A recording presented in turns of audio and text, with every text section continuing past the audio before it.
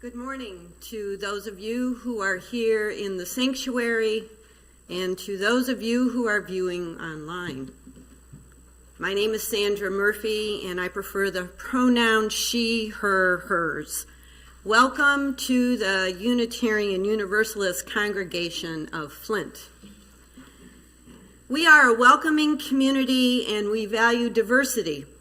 We welcome and support people who identify as LGBTQINA+.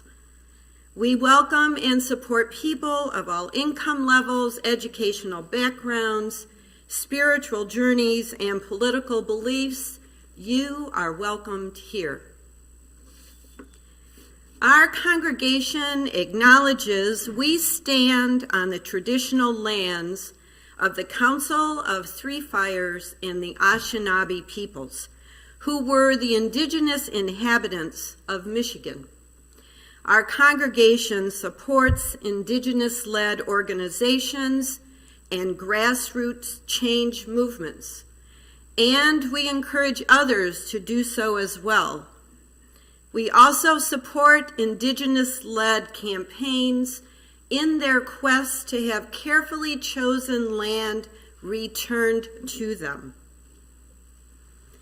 If you are searching for a church that believes love and the quest for justice and the use of reason are the most important things, then our congregation may be right for you. To learn more about being a Unitarian Universalist and this congregation, I invite you to contact our ministers, the Reverend Lynn and Jerry Kerr. The contact information can be found at uuflint.org. There are a few announcements for this morning. Take some time in the next few weeks to view online the award-winning movie, The Eagle and the Condor. Then join our movie discussion night on Wednesday, December 1st at 6 p.m. This documentary has won multiple awards and is uniting Americans in the movement for indigenous rights and climate justice. See your update for details on how to view the movie anytime, and then join the Zoom discussion on December 1st. Holiday giving at UUCF is happening. Please consider helping us bring some excitement and joy into the lives of low-income children. We are once again doing the Angel Tree gifting for 25 children, so please see your update for details or call Raina Bick. Remember our computer kiosks out in the narthex. Narthex, what a word. I call it the foyer, so it's out there. Feel free to view our website, our YouTube channel, or look at our most recent e-update. They are all up and running on the computer. And lastly, if you are viewing us online, please join us for our Zoom coffee hour hosted by one of our ministers. That begins shortly after the service ends. You can find instructions for the Zoom meeting in your e-update or go to uuflint.org, where you will find the instructions near the top of our home page. We will light our chalice.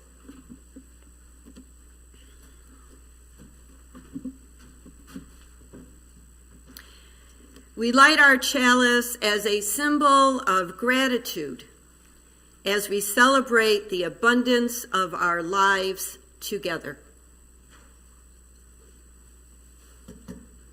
And now, if you will join me in reciting our covenant, recognizing the richness of diversity, the beauty and wonder of shared worship, and the transforming power of love and service, we gather as a sacred, intentional community to freely seek knowledge and truth, to celebrate the fullness of life, and by our actions to increase goodness and justice.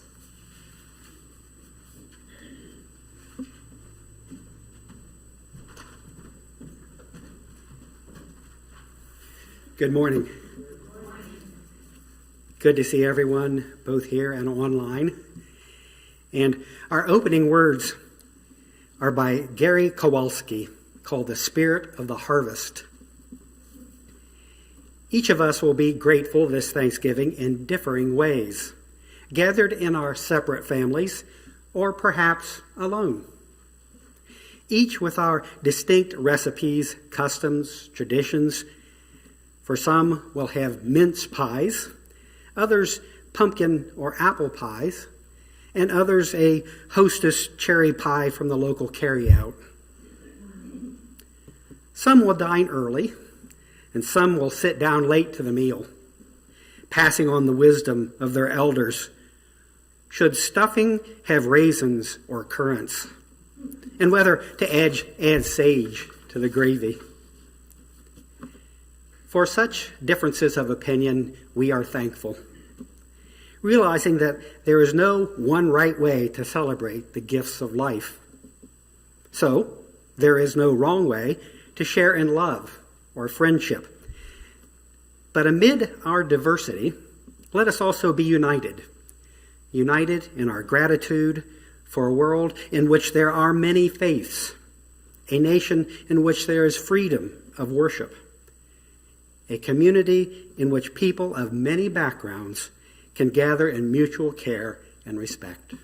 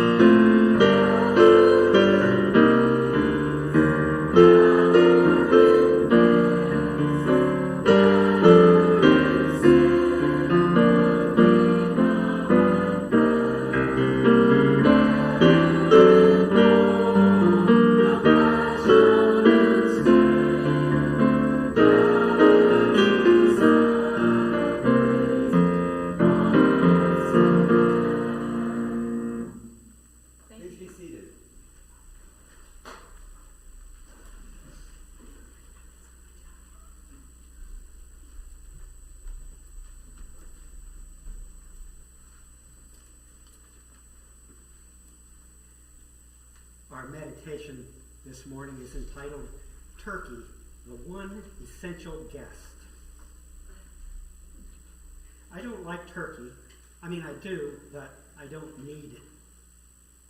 There are about 20 other dishes that get put on a table or a counter or that stay warm on the stove that I'd rather eat than turkey. But every year, there the turkey is. The turkey lived. A farmer took the turkey's life, and now I must eat it. All a turkey does is sit in the fridge, on the counter, oven, plate, stomach. Yet its importance to the resulting meal mocks the effort expended to produce it. You're not just roasting a turkey, obviously. You're roasting history, tradition, hope. You're roasting civility. You're roasting gratitude and all of that stuff. My mother salt and peppered the turkey, buttered and paprikaed, and nominally stuffed the turkey. This was Wednesday morning. Afterward, she would let it sit and get to work on the 12 dishes that I like a lot more than turkey. It was a grueling trial for one woman. Eventually, she acquired a helper, and the trial became grueling for one woman and her son. The Price is Right is on. It was anesthesia for the dicing and quartering and halving and grinding and shredding and peeling and smashing and lifting, stirring, tasting, washing, and rinsing, rinsing, rinsing. My mother loved a Thanksgiving turkey. She loved the turkey as a physical and emotional centerpiece, as an object of American lore and a metaphor of sacrifice. A perfectly cooked bird one year guaranteed nothing going forward except my failure to understand the ritual of bothering to try in the first place. She's gone now, my mother, but Thanksgiving remains. Most of me still doesn't know why we bother with turkey when you could go with ham or fry some chicken and probably be a lot happier. Yet, I'll wake up at dawn and start the oven. My mother loved a Thanksgiving turkey, and I am her son.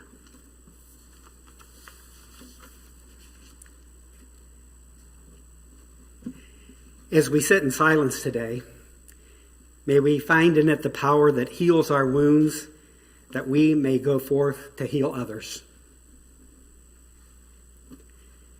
During our musical meditation, you'll be invited to come forward or go to the back of the sanctuary and light a candle of joy or concern. But first, let us enjoy the silence.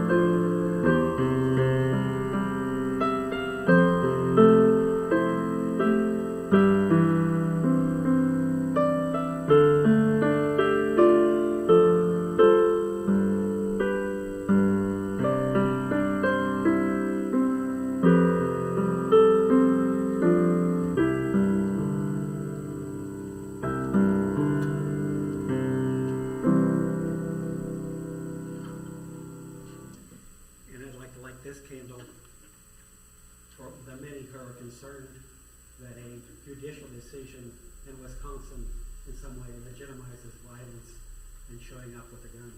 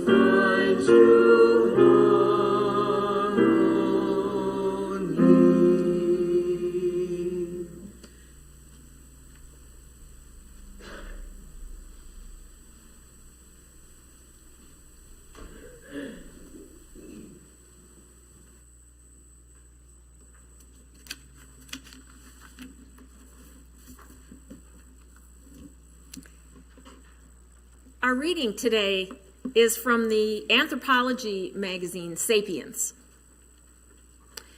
People are weird, at least compared to other animals, in our willingness to share our meals, not only with friends and family, but even with strangers. But now bonobos, close cousins to chimpanzees and humans, have been spotted in the wild doing much the same, giving tasty meat morsels to those outside their own social group. Chimpanzees and bonobos share about 99% of their genome with each other and with humans, though our behaviors are very different. Chimps are known for being very aggressive. They patrol their community boundaries and sometimes fight to the death, a behavior that is also very common among humans. Bonobos, on the other hand, are lovers, not fighters, with more open social behaviors compared to other primates. They share their meals of fruit and meat. In one study, captive bonobos would release another bonobo from a locked room so that they could share food and wouldn't have to eat alone. In another experiment, bonobos were found to actually prefer sharing their food with strangers than with family or friends, presumably so as to broaden their social group. This sharing behavior was also spotted in the Democratic Republic of Congo. There are two communities of bonobos, and they were separated by a river. And they only ran into each other once or twice a year. They were really just strangers.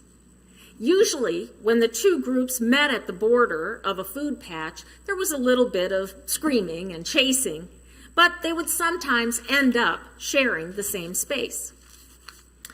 One day, Camillo, the bonobo alpha male from the west side of the river, killed a small antelope for a meal. Over the next half hour, females from both groups patiently and demurely asked for a helping by peering at him and stretching out their hands.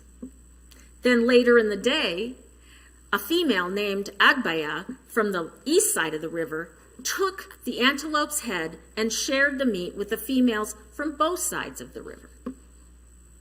Such communal feasting is perhaps not all that different from the behavior of modern humans, who use food sharing as a way to ease relationships. We invite guests from other countries for a meal. That's diplomacy. This is normal for us, at least when we are at our best. And it must have its roots in our last common ancestor an animal that knows the value of sharing.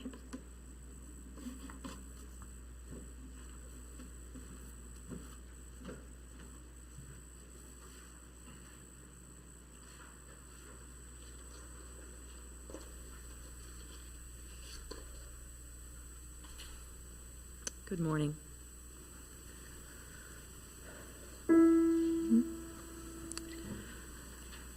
I'm gonna cry all alone in this room. Don't ask me why, it's just that I need to. I'll feel the sorrow and I'll feel the pain, and I will be grateful at the end of the day. I'm gonna walk in myself through the storms in my body, through the high water hell. I will walk on, be what it may, and I will be grateful at the end of the day. I'll be a witness to the sorrows I see. I will not feel at ease, I will not feel at peace when the world leaves me sleepless. I'll be awake, and I will be grateful at the end of the day.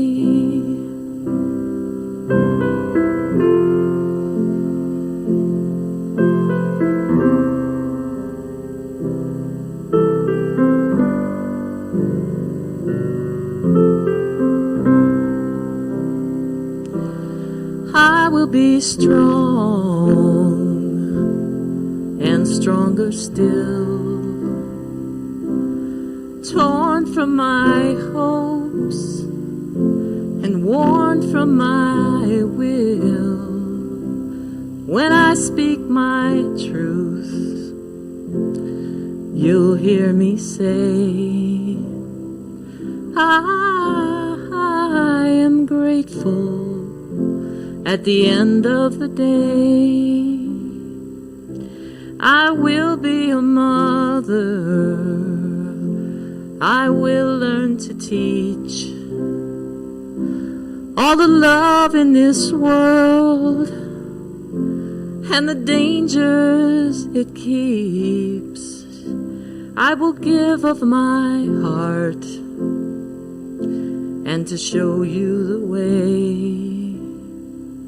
I will be grateful at the end of the day.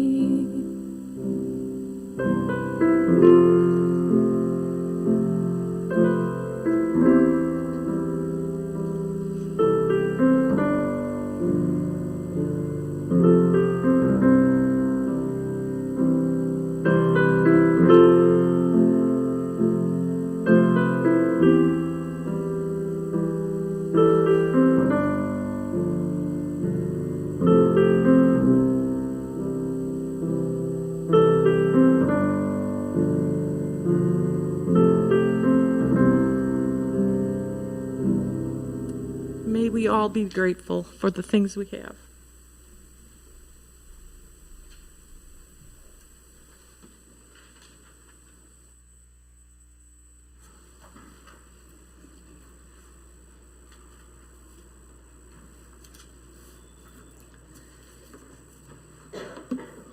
There was once a group of people who, unfortunately, acted very much like a community of chimpanzees. 102 of them sailed a ship to a strange land, but it was known to the local people as Dawnland. One newcomer among the group from the ship was put in charge. He was small of stature, but quick to fight, and didn't hesitate to kill Dawnlanders when they got too close. He was brave and wandered the land looking for the best place to spend the upcoming winter. He helped his community build barriers against Dawnlanders, and if he felt threatened, he used weapons of great power. The newcomers pillaged local abandoned villages and graves for supplies and food. The Dawnlanders found this behavior improper. Their dead and their resting places were sacred to them. Nonetheless, the newcomers spent their winter together, but half died that first harsh winter. One Dawnlander came to help the newcomers, thinking if he helped them survive that spring, they might be willing to help him fend off his enemies. When the newcomers' crops did survive and thrive, a great feast of Thanksgiving was prepared, and they invited the local Dawnlanders to celebrate with them. But the peace didn't last. In time, the Dawnlanders could not survive all the newcomers brought from across the water, and they were nearly wiped out completely.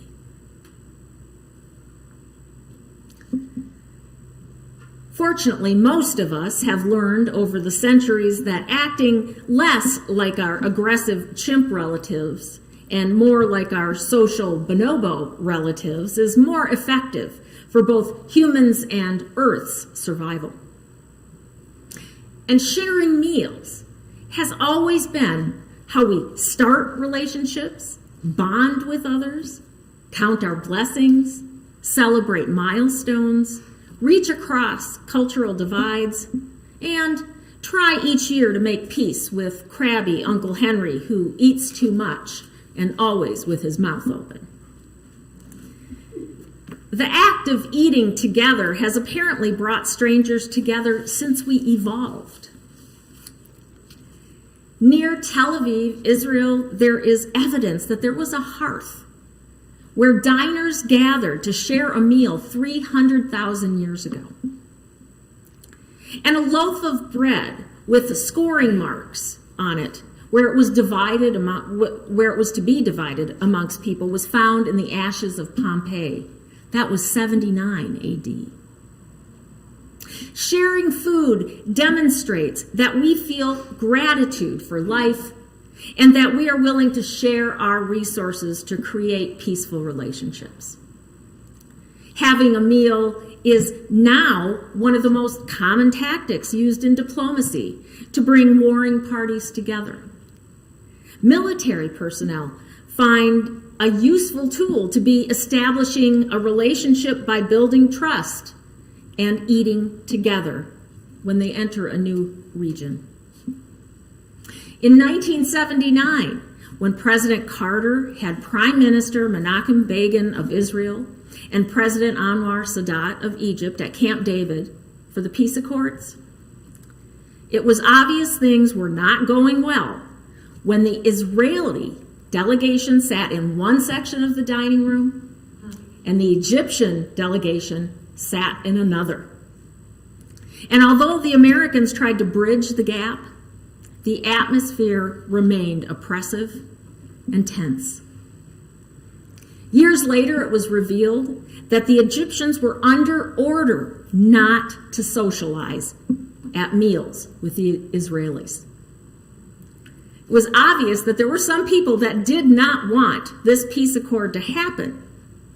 And keeping the participants separate at dinner was one way to ensure that people did not get friendly and begin to cooperate.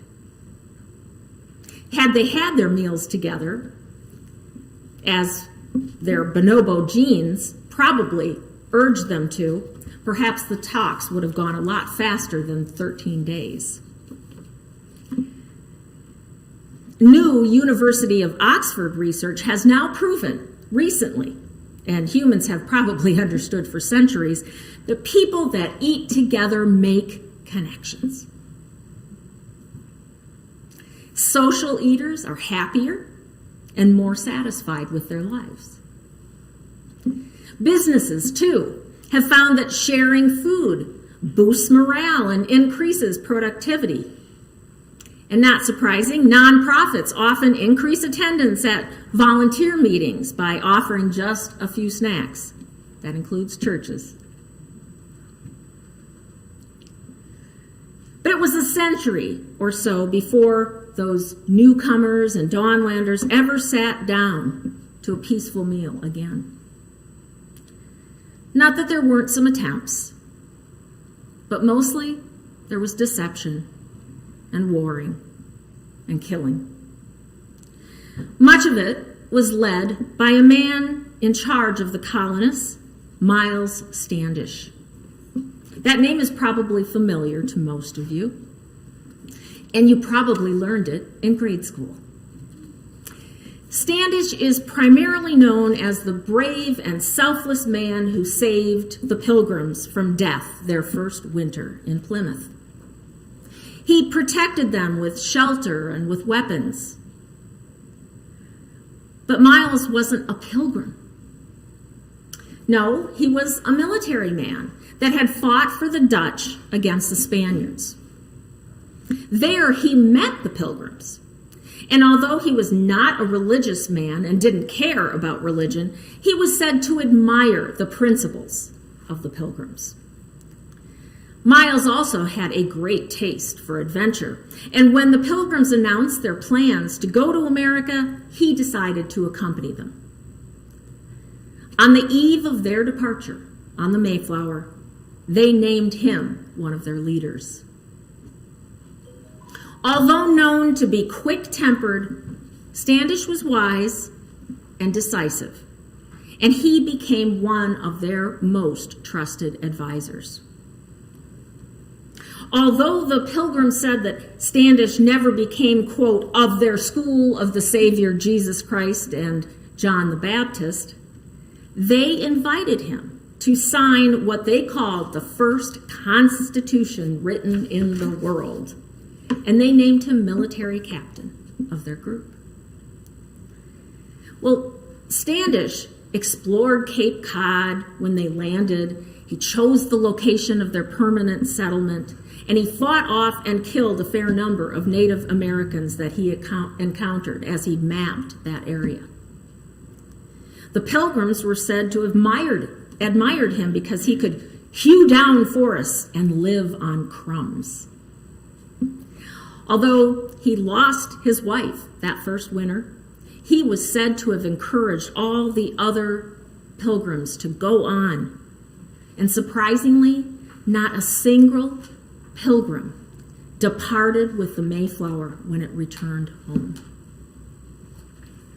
Now, with the arrival of spring, a Wampanoag named Tisquantum, or as you may know him, Squanto, came to their settlement. Now, Tisquantum had been captured many years before, taken to Europe, and educated. Eventually, he returned to his people on Cape Cod, or Dawnland, as they called it. And when he saw how all those colonists had suffered that winter, he saw an opportunity. If he could teach them agricultural methods and help them survive, he surmised that the colonists could help Tisquantum's people. With the colonists' numbers and advanced weapons on their side, it was possible the Wampanoag could defeat the Narragansett, who often invaded and tried to take away their territory. Unfortunately, Tisquantum did not know the whole character of Miles Standish.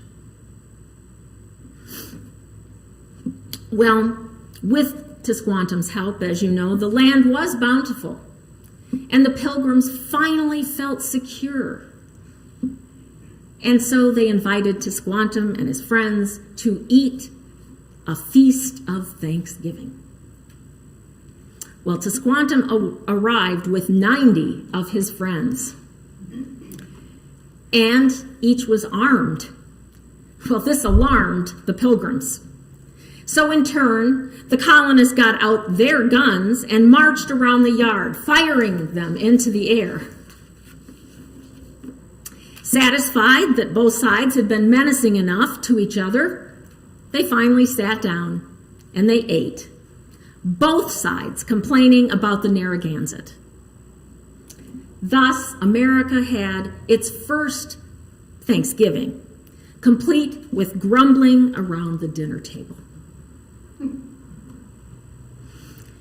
But after just 2 years of relative peace, Standish and a few colonists claimed that they had learned of a plot that the Neponset were going to attack, even though they had formed an alliance with them. They lured numerous members of the band into a small building in another village, probably telling them that they were going to share a meal and sign a truce. Instead, the colonists killed all the men, poisoning most of them, hanging one, and beheading a very prominent member. And they left his head displayed on their meeting hall for 6 months as a warning to the other Native Americans. You can imagine that the other Native Americans in the area immediately halted any trade with the colonists, and they did so for years afterwards. This was the beginning of distrust between the colonists and Native Americans for centuries to come. And today, scholars say that there is no evidence a conspiracy against the colonists was ever in motion. But even after all that, Tisquantum stayed with the settlement the rest of his life, perhaps because he felt more European than anything else. And Standish, he lived to an old age with a second wife and children on a nearby farm in what is today Duxbury, Massachusetts. And in fact, today you can go to Duxbury and find a 14-foot statue of Standish atop a 116-foot granite monument standing in a state forest named after him. There's also a Miles Standish burial ground. They're named after him because Miles Standish is most remembered for his leadership amongst the Pilgrims and for sitting down and sharing a meal with the Wampanoags. That scene of the Pilgrims and Native Americans is one of the most iconic images of Thanksgiving. And it sure is at the First Universalist Church of Lyons, an old clapboard building that stands on the main street in that small town in Ohio. It remains where it was built in 1867. It's just about 2 hours from here. The Standish name is remembered and repeated, especially at the annual Turkey Day fundraiser in every October. The event is a little like a Thanksgiving meal Standish shared with his neighbors. For weeks, members of that congregation begin to cook turkeys, bake squash from their very own gardens, and make homemade pies.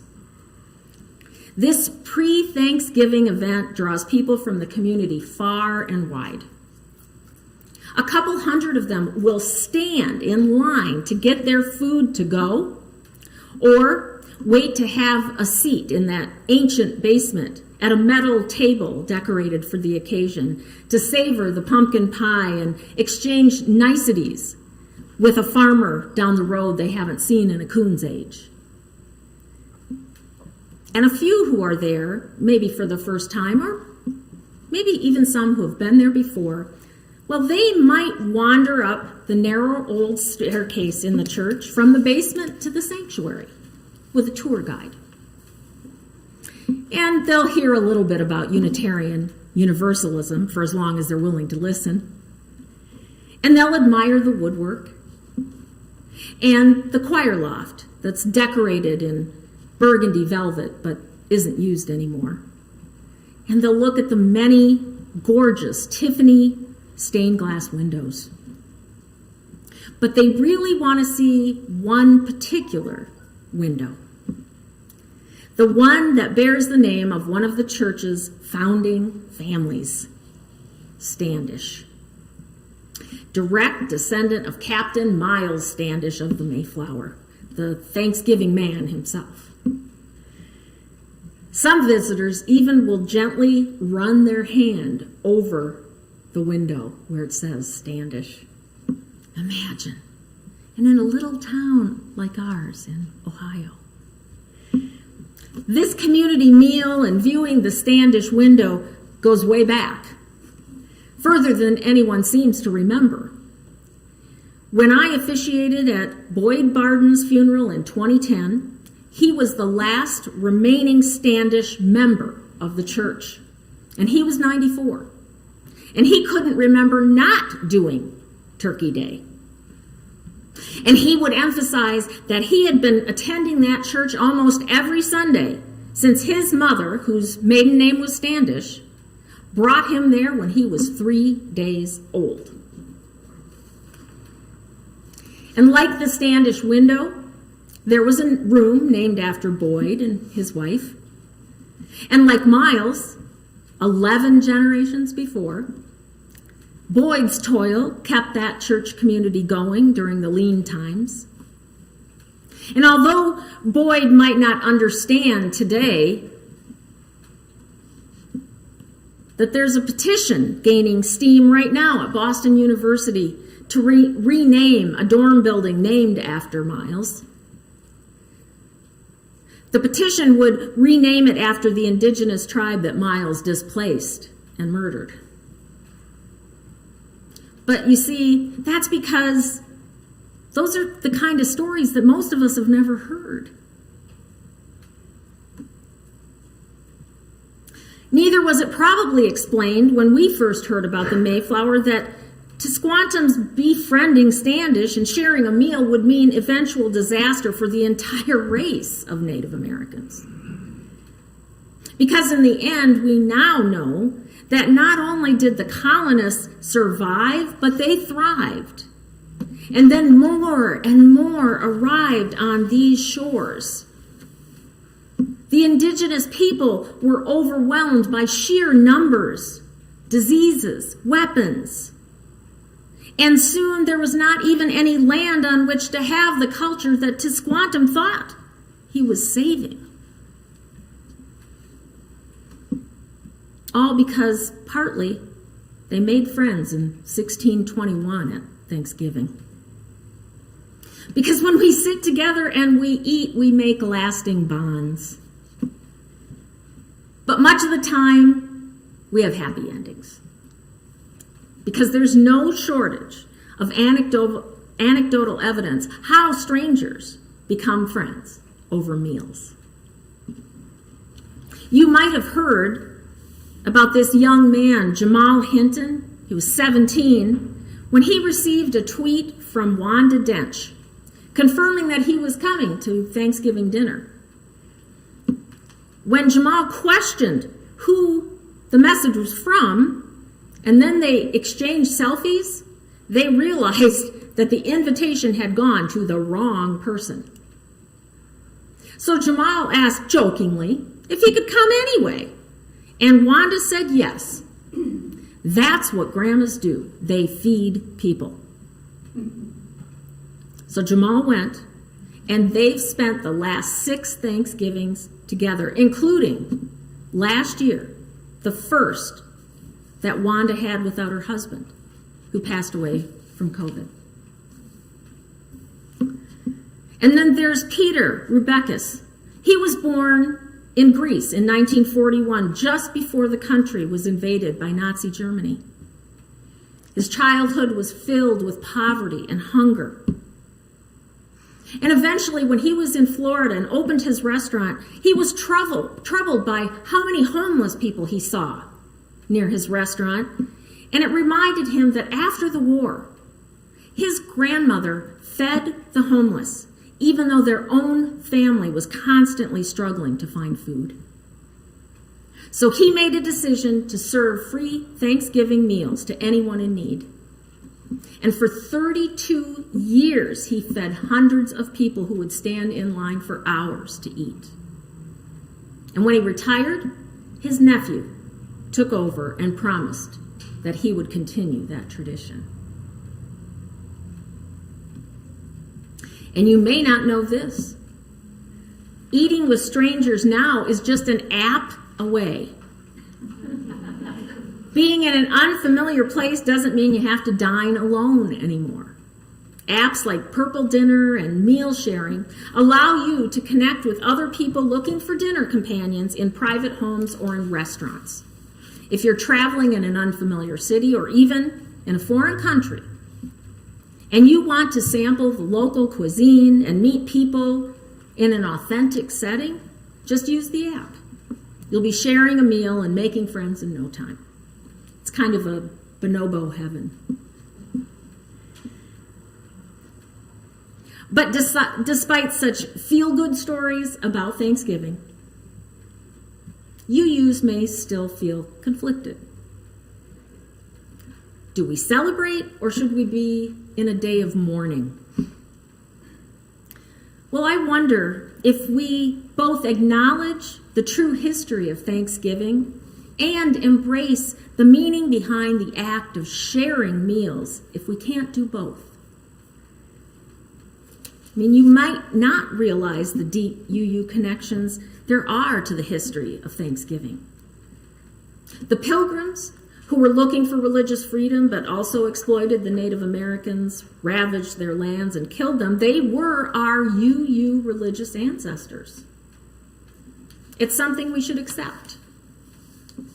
And there's also the fact that a Unitarian, Sarah Hale, spent 19 years campaigning for Thanksgiving to be a national holiday until her letters finally to President Lincoln resulted in his declaration of the first Thanksgiving in 1863 during the Civil War.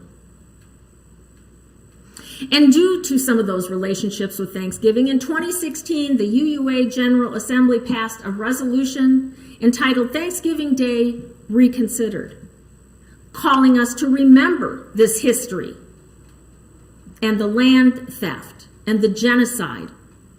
And we were asked to examine that history. We were doing that today, and we've also adopted a land acknowledgement statement that you've heard this morning.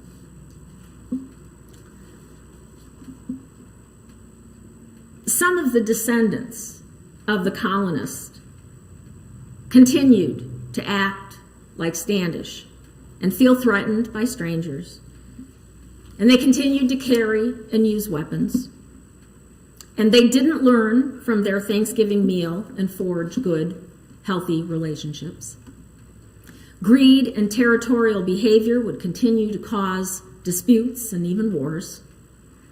Tension and hatred amongst different races and religions would result in conflicts and deaths all over the world, and continue to do so. But far into the future, some of the descendants of Miles Standish stopped being so militaristic. They learned to work cooperatively with their neighbors. And some of them did become religious and started to believe that God is love and that no one went to hell. And they believed in the goodness of everyone. And eventually, some of those descendants moved out of Dawn Land to a place called Lyons, Ohio. And they decided to build a Universalist church where everyone would be welcome. And every year on Thanksgiving, they would invite friends and strangers alike inside for some turkey. And they would learn how some of the Standish clan became a peaceful, thankful, and sharing people.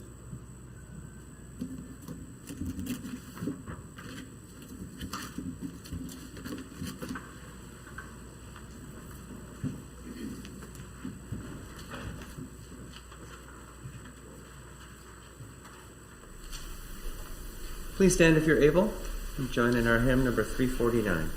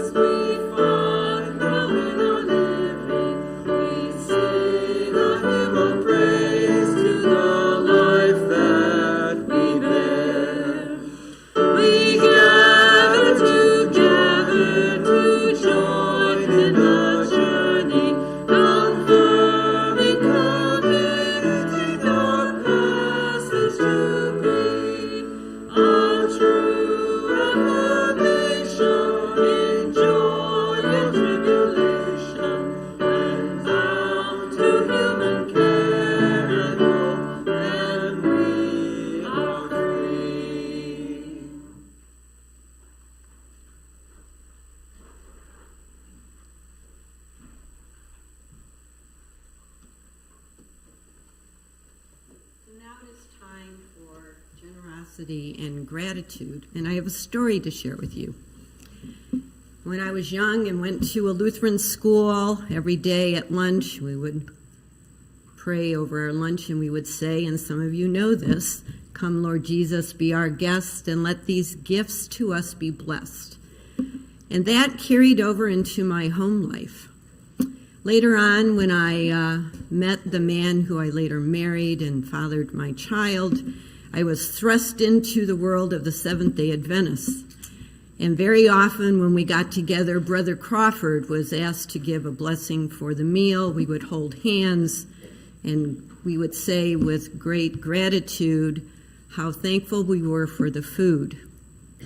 So I've been a Unitarian Universalist for over 40 years. And one thing I've noticed in the 3 churches that I've been in is that we are a little awkward with saying grace or giving words of gratitude. It makes us a little uncomfortable, and I get that. So in the early 1990s, when I was on the search committee for a new minister at Northwest UU Church, and I hosted the search committee at my home in Detroit, and the ministerial candidate was there, before we started passing the lasagna, I looked at her and I said, "Would you be willing to say a few words?"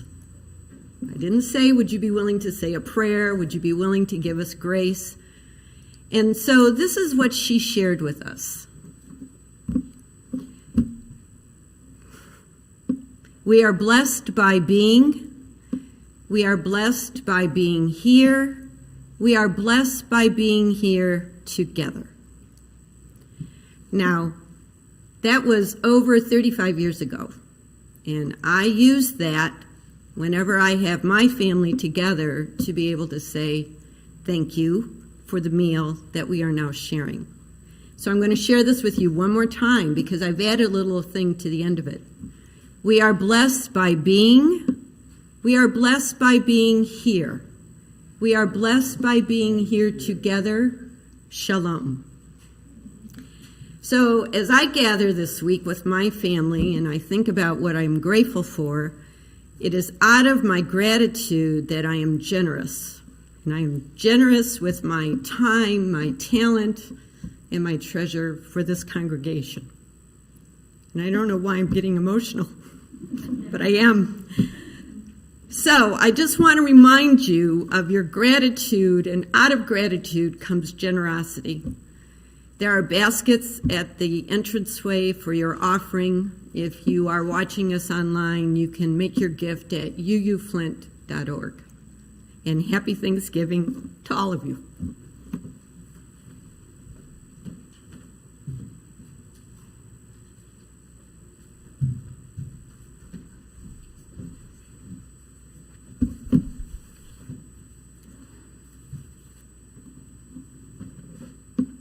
We have a lovely bug right here.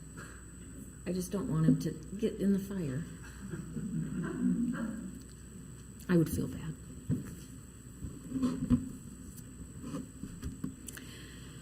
Where hate rules, let us bring love. Where sorrow, joy. Let us strive more to comfort others than to be comforted, to understand others than to be understood, to love others more than to be loved. For it is giving, in giving, that we receive. And let us extinguish the chalice. We extinguish this flame, but not the light of truth, the warmth of community, or the fire of commitment. These we carry in our hearts until we are together again. Of all the money that e'er I've spent, I have spent it in good company. And of all the harm that e'er I have done, alas, it was to none but me. And all I have done for want of wit, to memory now I can't recall. So fill to me the parting glass. Good night and joy be with you all. Of all the comrades that e'er I've had, they are sorry at my going away. And of all the sweethearts that e'er I've had, they would bid me one more day to stay. But since it falls unto my lot that I should rise and you should not, I gently rise and I softly call, good night and joy be with you